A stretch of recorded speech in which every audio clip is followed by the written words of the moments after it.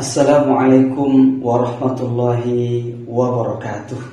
Alhamdulillahi rabbil alamin. Wassalatu wassalamu ala ashrafil anbiya'i wal mursalin wa ala alihi wa ashabihi ajma'in, amma ba'd. Saudaraku yang dimuliakan Allah subhanahu wa ta'ala, hari ini kita akan membahas tentang ruqyah di bulan Ramadan. Apa ruqyah itu? Sedikit kita akan mengulang. Apa ruqyah itu? Ruqyah itu adalah bacaan perlindungan atau doa untuk meminta kesembuhan.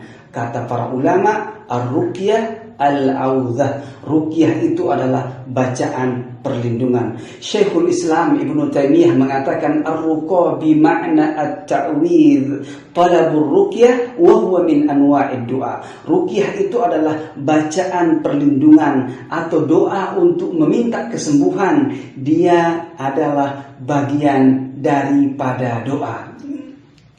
Teman-teman yang dimuliakan Allah subhanahu wa ta'ala, bagaimana kalau orang meruqyah pada bulan Ramadan? Ya, apa hukumnya ketika dia muntah? Sementara muntah dengan sengaja itu membatalkan puasa. Apakah orang yang diruqyah kemudian dia muntah, apakah batal puasanya? Maka jawabannya tidak, wahai saudaraku. Kenapa? Karena dia tidak sengaja muntah.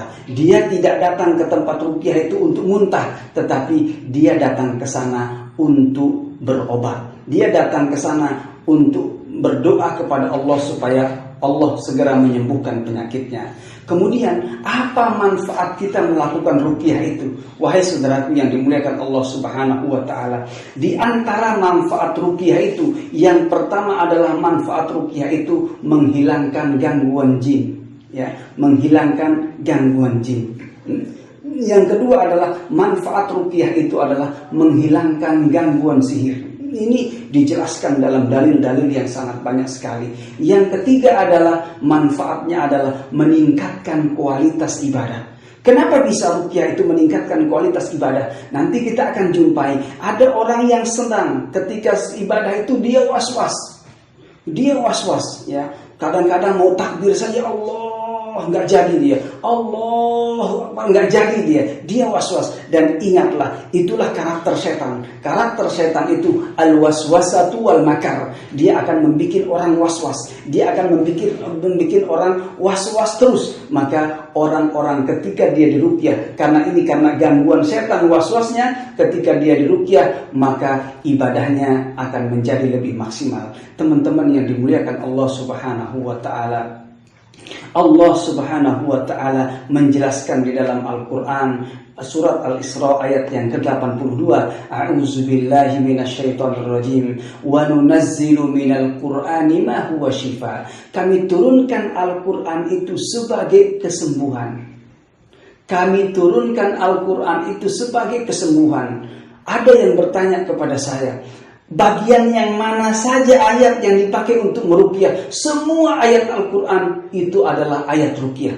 Tetapi ada ayat-ayat yang bagus, yang ada riwayatnya bahwa dulu pernah dipakai meruqyah. Yang pertama adalah surat Al-Fatihah. Yang kedua Al-Baqarah 1-5. Yang ketiga ayat kursi ditambah 2 ayat setelah ayat kursi. Yang keempat 3 ayat terakhir surat Al-Baqarah, terus ditutup dengan Al-Ikhlas, Al-Falaq, An-Nas. Ini yang familiar. Saya yakin banyak sekali di antara kita menghafalnya. Bisa kita melakukan ini, bisa kita meruqyah diri kita walaupun kita tidak sedang sakit. Kenapa? Karena ruqyah tadi adalah doa perlindungan atau doa untuk meminta kesembuhan. Teman-temanku yang dimuliakan Allah subhanahu wa ta'ala, bahkan Al-Imam Ibnul Qayyim Al-Jauzi mengatakan di dalam kitabnya Zadul Ma'ad di jilid yang keempat di bab At-Tibbun Nabawi, beliau mengatakan fal Qur'anu huwa syifa'ut tam min jami'il adwiyatil qalbiyatil badaniyah wa adwa'id dunya wal akhirah.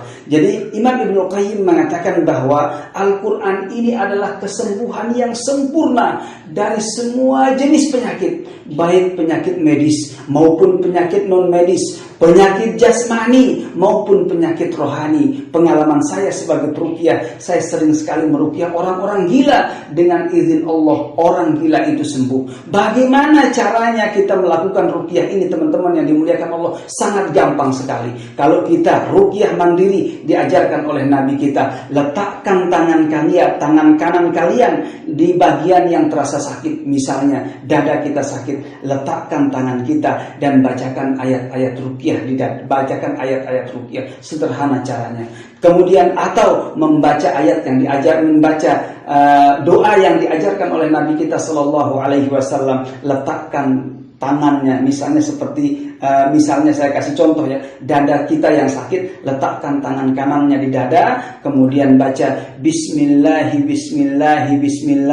a'udzu bi'izzatillahi wa qudratihi min syarri ma ajidu wa uhadhiru. Lakukanlah itu selama 7 kali. Teman-teman yang dimuliakan Allah Subhanahu wa taala, seperti yang disampaikan oleh Imam Ibnul Qayyim, maka yakinlah kita Allah Subhanahu wa taala mengulanginya berkali-kali bahwa Al-Qur'an itu adalah kesembuhan. Kita harus mengimaninya. Ya, kita harus mengimaninya. Bagaimana Allah berfirman dalam Al-Quran surah Yunus ayat yang ke-57. Allah berfirman dalam Al-Quran surat Al-Isra ayat yang ke-82. Allah berfirman di dalam Al-Quran surah Fussilat ayat yang ke-44. Berkali-kali diulang bahwa Al-Quran ini adalah kesembuhan. Ini adalah menguatkan hati kita, menguatkan keimanan kita. Lebih-lebih dibaca di bulan Ramadan, di mana pahalanya dilipat gandakan oleh Allah, maka manfaatnya pun juga dilipat gandakan oleh Allah Subhanahu wa taala. Dan saya doakan mudah-mudahan kita semuanya sehat-sehat selalu. Mungkin hanya ini yang bisa saya sampaikan, teman-teman yang dimuliakan Allah. Bisa dicoba nanti lakukan ruqyah mandiri. Akan tetapi kalau kasus-kasus itu berat, maka sebaiknya yang melakukannya adalah peruqyah yang sudah terbiasa meruqyah. Wabillahi taufiq wal hidayah. Wassalamualaikum warahmatullahi wabarakatuh.